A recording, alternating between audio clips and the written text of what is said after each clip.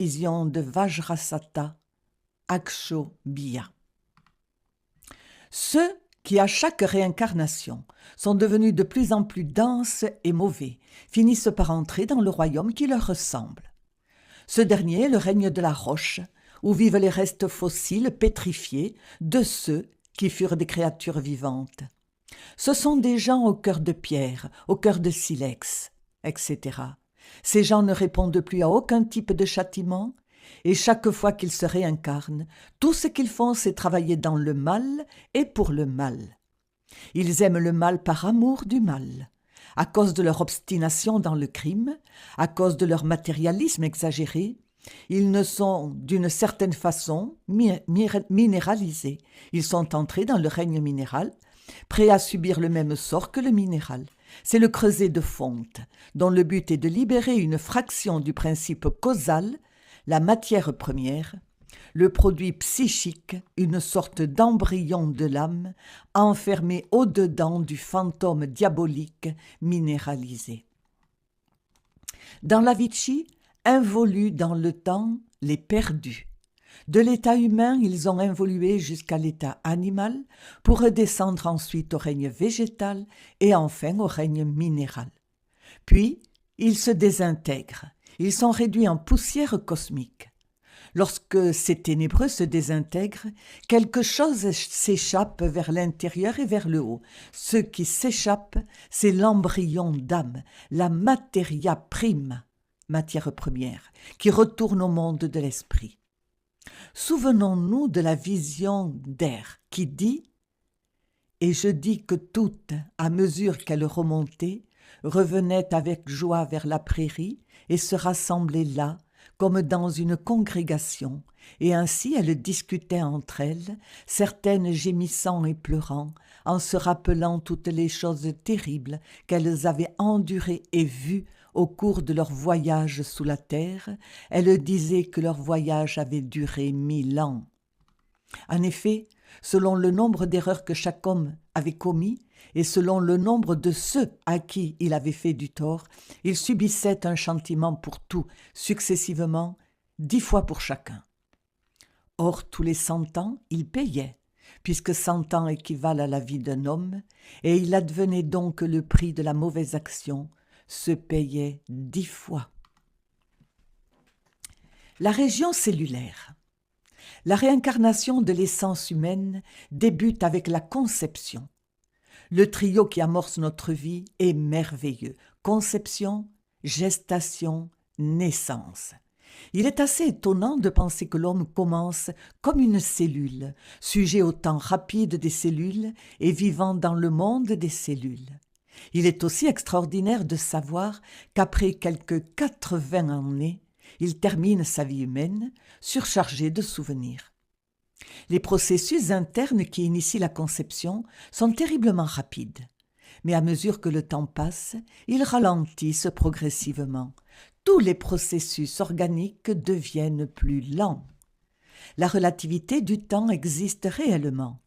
La gestation humaine dure 10 mois lunaires, l'enfance 100 mois lunaires, la vie est un peu plus ou un peu moins de 1000 mois lunaires.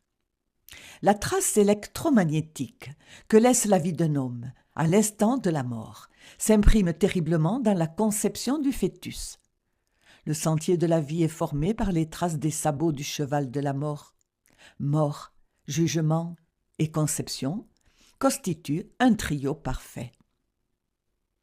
Au moment de la mort, dit une doctrine tibétaine, les 4 sons, appelés sons qui inspirent une terreur sacrée, se font entendre. Celui de la force vitale de l'élémentaire, un son qui ressemble à l'effondrement d'une montagne.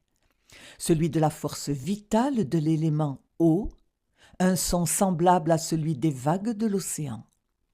Celui de la force vitale de l'élément feu, un son comme celui de l'incendie d'une forêt. Celui de la force vitale de l'élément air, un son comme celui de 1000 tonnerres retentissant simultanément. L'endroit où l'on va se réfugier en fuyant ces bruits, c'est la matrice. Quand le spermatozoïde s'unit avec l'œuf, La gestation commence. La cellule avec laquelle commence la vie humaine contient 48 chromosomes. Ceci nous éclaire sur les 48 lois qui régissent l'organisme humain. Les chromosomes se divisent en gènes. Une centaine de gènes, ou un peu plus, constituent un chromosome. La constitution totale de l'organisme humain est déterminée par les gènes. Les gènes sont très difficiles à étudier parce qu'ils sont constitués de molécules. Ils vibrent rapidement et viennent constituer une zone intermédiaire entre le monde moléculaire et le monde cellulaire. Bardot-Tödel, deuxième partie, l'état intermédiaire de l'être en soi, extrait des visions de Vairocana, de Vajrasatta, Aklshobhya, de Ratnasambhava, d'Amitabha et d'Amoghasiddhi. Ces gènes se meuvent et se combinent sous l'effet des ondes radioactives qu'émet le moribond à ses derniers restants. Ainsi, le nouveau corps physique est le résultat exact de notre réincarnation passée, le fidèle instrument de notre karma. La vie de chaque être humain dans le monde physique est une répétition de la vie passée, plus ses conséquences, bonnes et mauvaises. Le temps est rond et les événements se répètent, chacun à son jour et à son heure.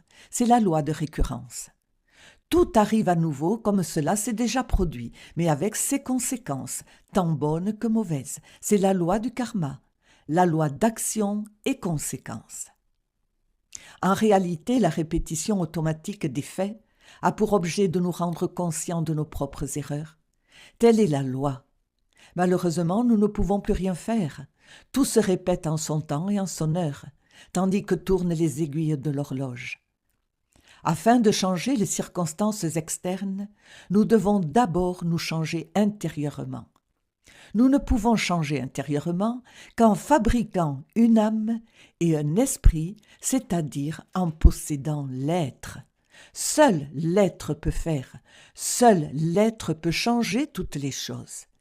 Quiconque veut posséder l'être doit transmuter ses énergies sexuelles, volitives, émotionnelles, mentales, passionnelles, motrices, sentimentales, etc.